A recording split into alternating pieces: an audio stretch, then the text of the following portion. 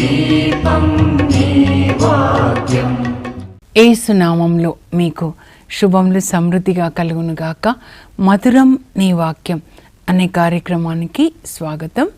ఈరోజు మనం దేవుడు నాటిన నీతి వృక్షంలో అనే అంశం 30వ భాగం ధ్యానించుకుందామండి.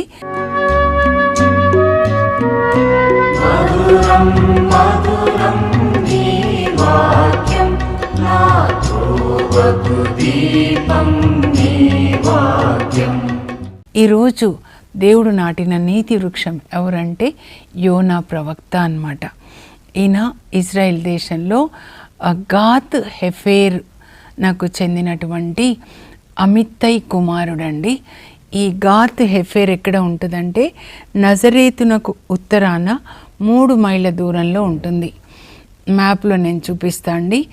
మనం నజరేత్ అంటే మనకు తెలుసు కదా, తిరు కుటుంబం జీవించినటువంటి ఆ గ్రామం అన్నమాట. మరియ తల్లి, జోజప్ప గారు, యేసుప్రభు.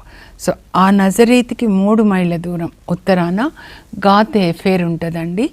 అక్కడ అమిత్తైకి జన్మిస్తాడు యోనా.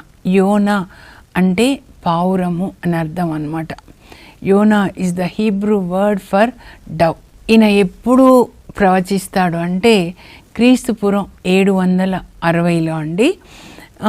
ఎక్కడికి వెళ్ళి ప్రవచించమని దేవుడు చెప్తారంటే అసిరియాలోని నీనెవేకి వెళ్ళి నీవు పశ్చాత్తాపాన్ని వాళ్ళకి బోధించని దేవుడు ఒక సందేశాన్ని యోనా ప్రవక్తకి ఇస్తారండి. అయితే యోనా ప్రవక్త వెళ్ళడానికి ఇష్టపడడనమాట. ఎందుకు ఇష్టపడలేదు యోనా అంటే మనం ఏం తెలుసుకోవాలంటే ఆ సమయంలో క్రీస్తుపురం 7 నుంచి 9 శతాబ్దాల మధ్యలో ఈ అసిరియా సామ్రాజ్యం, ఒక దేశం కాదు, సామ్రాజ్యం అంటే కొన్ని దేశాలు అన్నమాట, సూపర్ పవర్గా ఉండేదండి. చాలా క్రూరులు అన్నమాట వాళ్ళు. వాళ్ళ రాజధాని అసిరియా. ఒక్కొక్క దేశాన్ని దోచుకోవడము, యుద్ధాల పేర్లతో చంపడము, ఆ దోచుకొని తెచ్చుకున్న డబ్బుతో వాళ్ళు తినడము, త్రాగడము, వ్యభిచారము. ఒక్కొక్క ఇల్లు మీరు చూడాలి, గూగుల్ మ్యాప్లో చూడండి, నీనెవే అని చూడండి, పెద్ద పెద్ద ఒక్కొక్క ఇల్లు ఒక బిల్డింగ్ లాగా ఉంటుంది అన్నమాట. దోచుకొని వచ్చిన సొమ్మంతా అందులో ఉంటుందన్నమాట. మనం నాహూమ్ గ్రంథంలో మనం తెలుసుకుందాం దేవుడు ఏమంటారో. చాలా క్రూరమైనటువంటి సామ్రాజ్యము. ఆ రాజులు కూడా చాలా క్రూరులండి, అసిరియా రాజులు అన్నమాట. అక్కడికి వెళ్ళి ప్రజలు పశ్చాత్తాపడమని చెప్పు యోనా అని దేవుడు మాట్లాడతారండి. యోనాకి ఇష్టం ఉండదు. వాళ్ళు మాకు బద్ధ శత్రువులు, వాళ్ళెందుకు రక్షణ పొందాలి, మేము మాత్రమే రక్షణ పొందాలి. దేవుడు ఇజ్రాయేలు దేవుడు, అబ్రహాం దేవుడు, ఇసాకు దేవుడు, యాకోబుల దేవుడు, మాకు మాత్రమే దేవుడు అన్నమాట. అలాంటి మైండ్ సెటప్ అండి ఇప్పటికి కూడా వాళ్ళకు ఉంటుంది. ఇజ్రాయేల్ ప్రజలు మేము స్పెషల్ పీపుల్, దేవుని ప్రజలు అని. కానీ ఈ గ్రంథ సారాంశం ఏంటంటే దేవుడు అందరినీ ప్రేమిస్తారు, భూమి మీద ఉన్న అందరినీ ప్రేమిస్తారు, అందరూ ఆయన పిల్లలే, అందరూ దేవుని కుటుంబంలో సభ్యులే. కనుక వసుదైక కుటుంబము అంటారనమాట. వాసుదేవుడు అంటే భూమిని సృష్టించిన సృష్టికర్త యొక్క కుటుంబం. ఈ ప్రపంచం అంతా ఒకే కుటుంబం. ఒక్క ఆదాం నుంచి, ఒక్క నోవా నుంచి మనం వచ్చాం. ఇప్పుడు కూడా దేవుని ప్రణాళిక ఏంటంటే ఎఫెసీ 1:10లో పౌలు రాస్తాడు, ప్రపంచమంతటినీ కూడా ఒక కుటుంబంలా చేయాలి అని దేవుని యొక్క ప్రణాళిక అన్నమాట. కనుక మనం చేసే ప్రతి పని కూడా, మాట్లాడే ప్రతి మాట అందరినీ కలిపేదిగా, సంఘాన్ని కట్టేదిగా. ఆది సంఘంలో అందరూ కూడా విశ్వాసులు 3000 మంది, 5000 మంది కుటుంబాలు అన్నమాట. అందరూ కూడా వాళ్ళకున్నది ఒకరితో ఒకరు పంచుకుంటూ యేసుప్రభు ప్రేమని వాళ్ళు పంచుతూ ఉన్నారన్నమాట. అలా మనం కూడా జీవించాలండి. దేవుడు ఎంత ప్రేమనో, మిమ్మల్ని ఎంత ప్రేమించారో ఆ ప్రేమ మీరు ఇతరులకు అందించాలన్నమాట. అదే యేసుప్రభు చెప్పింది, దేవుణ్ణి ప్రేమించాలి, అలాగే పొరుగు వాళ్ళని ప్రేమించాలి. కానీ మనమేం దేవుణ్ణి ప్రేమించమండి, ఆయనే మనల్ని ప్రేమిస్తారు. బికాస్ గాడ్ ఈజ్ గుడ్ అన్నమాట.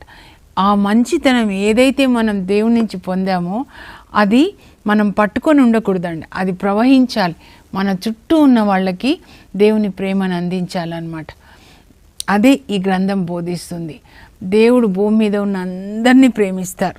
మత్తయి సువార్త 5లో యేసుప్రభు చెప్తారు, మీ శత్రువులను ప్రేమించండి, మేము హింసించు వారి కొరకు ప్రార్థించండి. మిమ్మల్ని ప్రేమించిన వాళ్ళని మాత్రమే మీరు ప్రేమిస్తే అందులో మీ గొప్పతనం ఏముంది? అన్యులు కూడా అలాగే చేస్తున్నారు. కానీ దేవుడు నీతిమంతుల మీద, దుష్టుల మీద అందరికీ ఒకే వర్షం కదా, ఒకే సూర్యుడు కదా. ఒకే వర్షం అంటే అర్థం ఏంటంటే అందరినీ ఆయన దీవిస్తున్నారు. మన క్రైస్తవుల్ని మాత్రమే దీవిస్తున్నారా?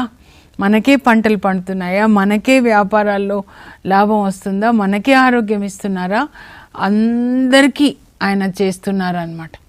మరి మనమేంటి స్పెషల్ అంటే, మనము పరిశుద్ధాత్మని పొంది మనల్ని ఎందుకు పిలుచుకున్నారు క్రైస్తవులుగా, యేసుప్రభుకి సాక్షులుగా అంటే పరిశుద్ధాత్మని పొంది ఏం బోధిస్తున్నారో దాన్ని చదివి దాని ప్రకారం జీవించి, దేవుడు ఇంత నీతిమంతుడా, ఇంత ప్రేమమయుడా అని మనల్ని చూసి నేర్చుకోవాలండి.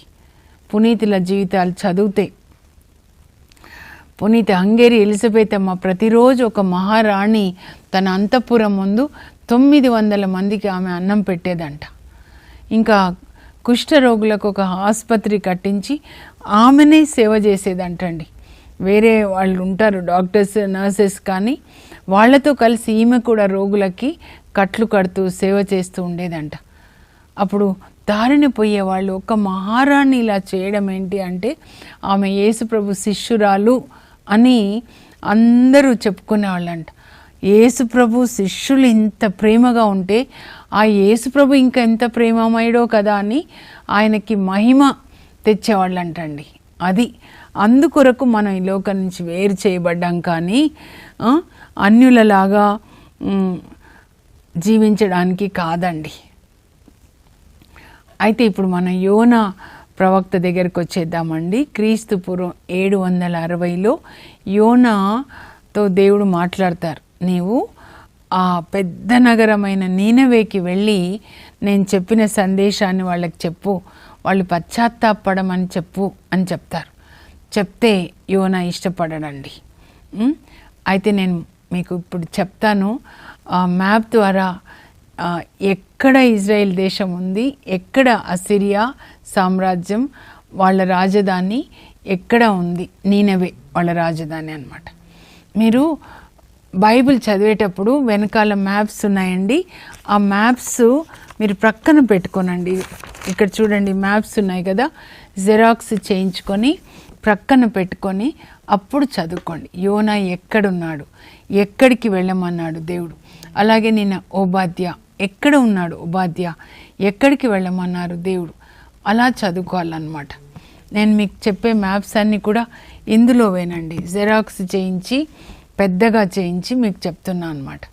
యోనా నువ్వు వెళ్ళయ్యా అక్కడికి వెళ్ళి నీనవేకి చెప్పంటే వెళ్ళనని చెప్తాడు. అంటే నోటితో చెప్పడు, కానీ వెళ్ళడానికి ఇష్టపడడు. సరే ప్రభు అని చెప్పడు. చెప్పకుండా ఆయనకి పని ఉంటుంది అనమాట, వేరే పని. ఇప్పుడు ఇక్కడ ఇజ్రాయెల్ దేశం ఉంటే నీనవే ఇక్కడ ఉందండి. కానీ తనకి ఒక పని ఉందన్నమాట, తన సొంత పని ఇటువైపు తర్షీష్లో. సో అప్పుడు ఎక్కడ వెళ్ళాలన్నా కూడా వీళ్ళు మరి ఓడలో వెళ్ళాలన్నమాట. కనుక ఆయన ఏం చేస్తాడంటే తర్షీష్కి వెళ్ళే ఓడలో కూర్చుంటాడు. టికెట్ కొనుక్కొని తర్షీష్కి వెళ్ళే ఓడలో కూర్చుంటాడు. ఇంకా ఓడ కదులుతుందండి. కదులుతున్నప్పుడు దేవుడు చూస్తారు, ఇలా చేస్తావా, నేను చెప్పిన పని చేయకుండా నువ్వు ఇట్లా వెళ్తావా అని దేవుడు ఏం చేస్తారు, తుఫాన్ని ఇచ్చేస్తారండి. దేవుడు ఆజ్ఞాపిస్తే ప్రకృతి అంతా కూడా విధేయిస్తుందండి. దేవుడు శిక్షించాలనుకున్నప్పుడు ప్రకృతిని కూడా వాడుకుంటాడనమాట. ఇక్కడ ఏం చేస్తాడంటే దేవుడు తుఫాన్ని ఇచ్చేస్తాడు. ఆ తుఫాన్కి ఏమవుతుందంటే ఆ ఓడ మునిగిపోయేలాగా ఉంటుందండి. అప్పుడు ఓడలో ప్రయాణం చేసేవాళ్ళు, నావికుడు అందరూ కూడా వాళ్ళ దేవుడికి ప్రార్థన చేసుకుంటారు. ఎవరు అందరూ ప్రభా మమ్మల్ని కాపాడండి, కాపాడండి, తుఫాన్ని తగ్గించండి అని. ఇంకా బరువు ఎక్కువ అయిపోతే మునిగిపోతుందేమోనని అందులో ఉన్నటువంటి సరుకులు, గోధుమలు, ఆహారం ఉంటుంది కదండి, పదార్థాలు, అవి కూడా మరి సముద్రంలో వేసేస్తారు బరువు తగ్గాలని. ఇంకా ఎక్కువ అవుతుంది అనమాట. అప్పుడు వాళ్ళకు ఒక ఆలోచన వస్తుంది, ఈ ప్రయాణికుల్లో ఎవరో ఒకరు పాపం చేసి ఉంటారు, అందువల్లనే దేవుడు ఇలా తుఫాన్ ఇచ్చారని అందరి పేర్లు చిన్న చిన్న చీట్లు వేసి రాసి ఒక్కటి తీస్తారు. ఎవరు పాపం చేశారు ప్రభా చెప్పండి అని ఒకటి తీస్తే యోనా పేరు వస్తుంది. యోనా ఎవరంటే నేను కాదు ఎక్కడున్నాడు చూస్తే ఓడలో ఇక్కడ కూర్చుంటారు కదండి, క్రింద సామాన్లు పెడతారా, అక్కడ నిద్రపోతుంటాడు. వాళ్ళు లేపుతారు, లేపి నీ పేరేంటయ్యా అంటే యోనా అంటాడు. నువ్వేంటయ్యా ఇక్కడ నిద్రపోతున్నావు, అందరం ప్రార్థన చేస్తుంటే ఇంత పెద్ద తుఫాన్ వస్తుంది, అసలు నువ్వెవరయ్యా, ఏంటి నీ సంగతి చెప్పు అంటే అప్పుడు ఆయన చెప్తాడనమాట, నేను హీబ్రూ జాతి వాడను. హీబ్రూ జాతి అంటే అబ్రాహం వాళ్ళ భాష అండి, అది ఇజ్రాయిల్ ప్రజలు అనమాట, వాళ్ళ భాష హీబ్రూ భాష. నేను హీబ్రూ జాతి వాడను, ఈ భూమి ఆకాశాలని సృష్టించిన సృష్టికర్త స్వర్గాధిపతి అయిన దేవుణ్ణి ఆరాధించేవాడను, అంతేకాదు నేను దేవుని ప్రవక్త. అంటే ఏంటయ్యా అంటే దేవుడు నాకు సందేశాన్ని ఇస్తారు, నేను అది వెళ్ళి ప్రజలకి చెప్తాను. అవునా, అయితే ఈ తుఫాన్ ఎందుకు వచ్చిందో అడగవా, ఎలా తీస్తారో కూడా అడగయ్యా, నువ్వు ప్రార్థన చేయయ్యా. అప్పుడు యోనా ప్రార్థన చేస్తాడండి. చేసిన తర్వాత ఏం చెప్పారు ప్రభు అంటే, ఏదో మీరు నన్ను సముద్రంలో పడేస్తే తుఫాన్ తీసేస్తా అని చెప్తున్నారు. అంటే వాళ్ళు వెంటనే అలా చెయ్యరు, చూస్తూ ఎట్లా తోటి ప్రయాణికుని సముద్రంలో పడేయాలని వాళ్ళలో మంచితనం చూడండి. కానీ తుఫాను నిమిషానికి క్షణానికి తుఫాన్ ఎక్కువైపోతుందంట. అప్పుడు వాళ్ళు ప్రార్థన చేస్తారు, ప్రభా మమ్మల్ని మన్నించండి, మీరు చెప్పిందే కదా ఈయనని పడేస్తే సముద్రంలో తుఫాను మరి శాంతిస్తుంది అని యోనాని ఎత్తి సముద్రంలో పడేస్తారండి. అప్పుడు యోనా కిందకి వెళ్తుంటాడు, కానీ దేవుడు ఎంత కరుణామయుడో చూడండి. ఒక చేపని ఆజ్ఞాపిస్తారనమాట, నా కొడుకుని నువ్వు మింగు అని. మింగుతుంది, కానీ జాగ్రత్త, మింగేటప్పుడు చిన్న పన్ను కూడా తాకకూడదు, తర్వాత అరిగించుకోకూడదు అని చేపను ఆజ్ఞాపిస్తే చేప కూడా విధేయిస్తుందండి, సముద్రం కూడా విధేయిస్తుంది అనమాట.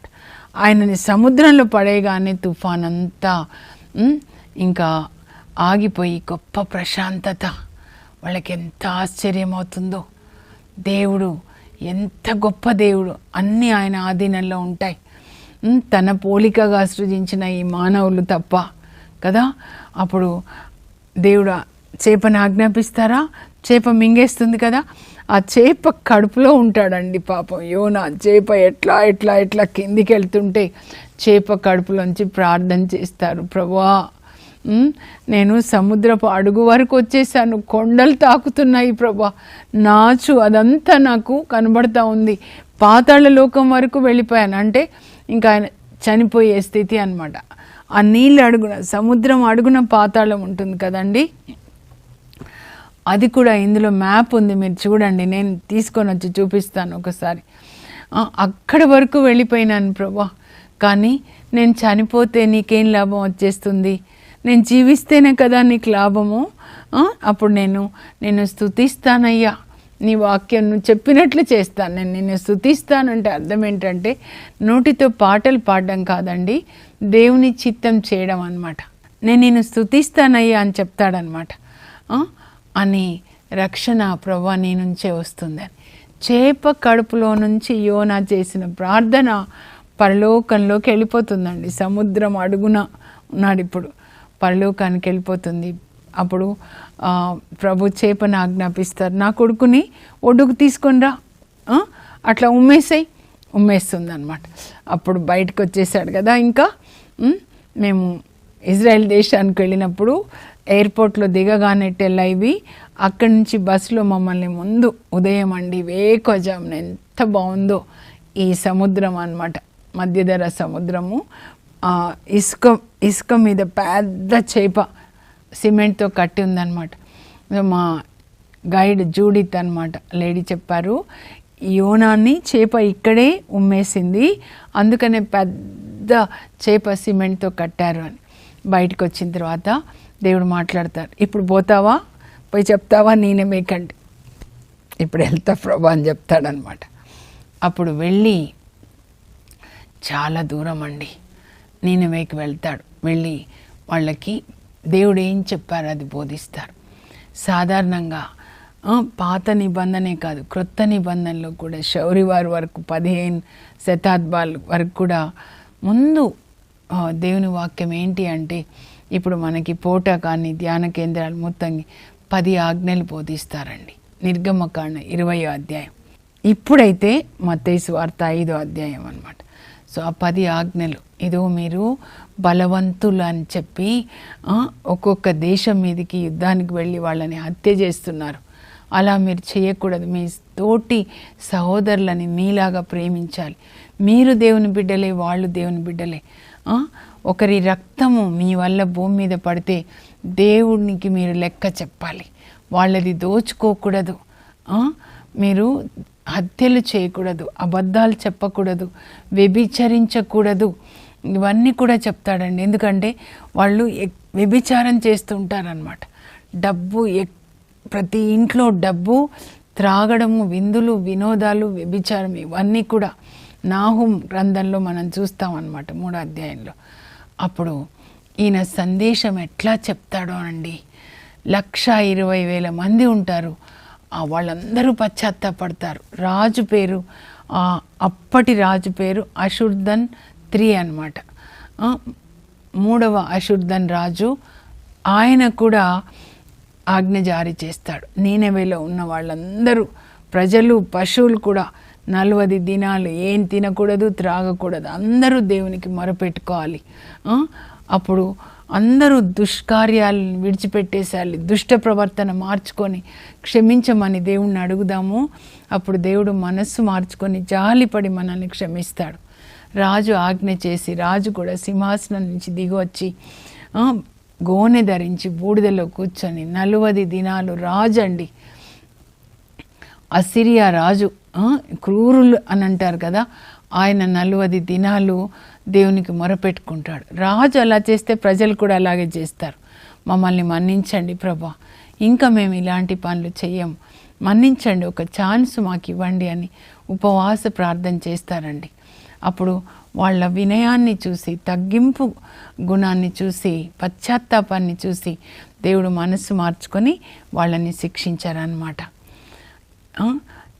దీని ద్వారా ప్రభు మనకేం చెప్తున్నారంటే, అంత గొప్ప రాజు, క్రూరుడైన రాజే తగ్గించుకొని దేవుని సందేశాన్ని విని, ఒక్కసారే విన్నారు వీళ్ళు. విని అందరూ పశ్చాత్తాపడి వాళ్ళ కార్యాలు విడిచిపెట్టి, దుష్ట ప్రవర్తన విడిచిపెట్టి దేవుడు చెప్పినట్లుగా 10 ఆజ్ఞల ప్రకారం జీవించారు. అంటే మనం కూడా అలాగే పశ్చాత్తాపడాలండి. దేవుని మాట చదువుకొని దాని ప్రకారం మనం జీవించాలి. దేవుడు వాళ్ళని రక్షించారు. అతి క్రూరులైన వాళ్ళని రక్షించారు, మనల్ని కూడా రక్షిస్తారు. భూమి మీద ఉన్న అందరినీ ఆయన ప్రేమిస్తున్నారు. అందరి కొరకు యేసు ప్రభు శిలువలో మరణించాడు. ప్రభు కరుణామయుడు, దయామయుడు, పశ్చాత్తాప ప్రియుడు, లోకరక్షకుడు అని ఈ గ్రంథం సారాంశం అండి. ముగించే ముందు ముఖ్యాంశాలు ఒకసారి చదువుతాను. దేవుడు నాటిన నీతి వృక్షంలో యోనా ప్రవక్త. క్రీస్తుపూర్వం 760లో యోనా ప్రవచిస్తాడు. ప్రభు అందరినీ ప్రేమిస్తాడు అనున్నది ఈ గ్రంథ సారాంశం. ప్రభు యోనాను ఇజ్రాయేలు ప్రబల శత్రువును, అసిరియా రాజధాని అయిన నీనెవే నగరంనకు వెళ్ళి పశ్చాత్తాపమును బోధింపుమంటాడు. దేవుడు తమ శత్రువులను కరుణించడము ఇష్టపడని యోనా దేవుని ఆజ్ఞను తిరస్కరిస్తాడు. దేవుడు యోనాకు క్రమశిక్షణ నేర్పిస్తాడు. అప్పుడు యోనా నీనెవేకి వెళ్ళి దేవుని సందేశంను బోధిస్తాడు. నీనెవే ప్రజలు పశ్చాత్తాపడతారు. ప్రభు వారిని రక్షిస్తాడు. ముందు యోనా పశ్చాత్తాపడతాడు, పిదప ప్రజలను పశ్చాత్తాపంలోనికి నడిపిస్తాడు. దేవుడు కరుణామయుడు, పశ్చాత్తాప ప్రియుడు, లోకరక్షకుడు అని ఈ గ్రంథం బోధిస్తుంది. భూమి మీద ఉన్న అందరినీ కూడా దేవుడు ప్రేమిస్తారండి. యేసు ప్రభు తనను యోనా ప్రవక్తతో పోల్చుకుంటారండి. మత్తయి సువార్త 12లో యోనా ఏ విధంగా చేప కడుపులో 3 రోజులు ఉన్నాడో, అలాగే మనుష్య కుమారుడు కూడా భూగర్భంలో 3 రోజులు ఉంటారు. తర్వాత మళ్ళా యోనా చేప కడుపులోంచి వచ్చినట్లుగా యేసు ప్రభు పునరుత్థానుడవుతాడు అని. దేవుని కరుణ ప్రేమ సర్వమానవాళి కొరకు అని ఈ గ్రంథ సారాంశం అండి. ఇక చూడండి, ఇది యెరూషలేం అండి, ఇది బెతేలు షెకెం అంటే ఇజ్రాయెల్ దేశం అన్నమాట. ప్రక్కన మీరు మధ్యధరా సముద్రాన్ని చూస్తున్నారు, ఇక్కడ యోప్పా కనబడుతుంది చూడండి. ఇక్కడనే చేప యోనాని కక్కేస్తుందండి. అప్పుడు యోనా ఎక్కడికి వెళ్తాడు చూడండి, ఇదో అసిరియా సామ్రాజ్యం, దాని రాజధాని నీనెవే, ఇక్కడికి వెళ్ళి ఆయన ప్రవచిస్తాడండి. నేను ఇంగ్లీష్ మ్యాప్లో కూడా చూపిస్తానండి క్లియర్గా. ఇక్కడ చూడండి, జెరూసలేము సమారియా చూస్తున్నారు కదా, ఇది దక్షిణ యూదా రాజధాని అండి, సమారియా ఉత్తర ఇజ్రాయెల్ రాజధాని. ఇక్కడ నుంచి అన్నమాట దేవుడు ఈ ఉత్తర ఇజ్రాయెల్ నుంచి యోనా ప్రవక్తని ఇలా అసిరియాకి వెళ్ళి, అక్కడ నీనెవే రాజధాని అన్నమాట. ఇక్కడ నీనెవేకి వెళ్ళి మరి ఆ నీనెవే ప్రజలకి పశ్చాత్తాప సందేశాన్ని వినిపించమని చెప్పినప్పుడు వెళ్ళి ఆయన పశ్చాత్తాపాన్ని బోధిస్తాడు. వాళ్ళు మరి పశ్చాత్తాపడతారండి. ఇంకా ఇక్కడ చూడండి, ఇది బాబిలోనియా, ఆ తర్వాత ఇది ఊరండి, అబ్రహాం వాళ్ళ ఊరు అన్నమాట.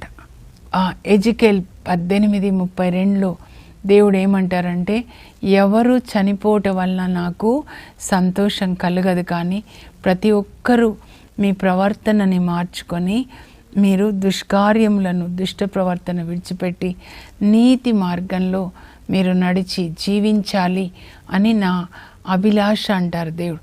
జీవించడం అంటే ఈ లోకంలో దేవుని వాక్యం ప్రకారం, అలాగే పరలోకంలో నిత్యము ఆయన సన్నిధిలో మనం ఉండాలని, ఇదండి దేవుని యొక్క కోరిక.